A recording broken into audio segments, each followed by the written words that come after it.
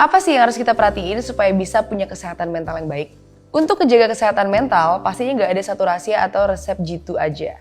Yang jelas, mungkin intinya memang sesimpel gimana kita ngedengerin kebutuhan dan keinginan kita, dan gimana kita memposisikan diri di masyarakat. Kita bisa lihat lebih jelas kalau kita pakai parameter orang kebanyakan. Dalam satu hari, biasanya kita banyak ngabisin waktu buat sekolah atau kuliah ataupun kerja, dan buat tidur.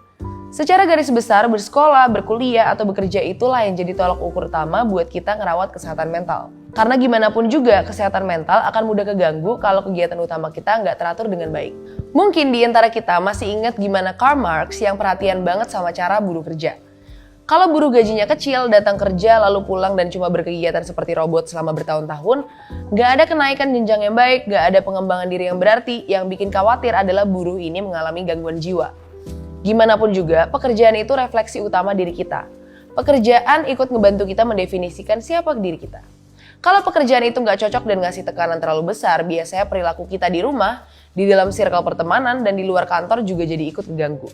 Emang sih kita seharusnya bisa memaknai pendidikan atau pekerjaan kita ini dengan baik. Kita bisa berkembang dari tahun ke tahun jadi manusia yang lebih baik lewat pekerjaan kita. Dan idealnya di lingkungan pekerjaan atau sekolah, kita punya circle pertemanan yang baik. Kalau tempat kerja dan sekolah kita buruk atau toksik, kita bisa coba cari solusi dengan ngobrol dulu sama guru, pemimpin perusahaan, sahabat, atau siapapun buat bercerita. Ceritain masalah kita ke orang lain itu bukan hal yang buruk, selama orang yang kita ajak ngobrol ini harus orang yang tepat.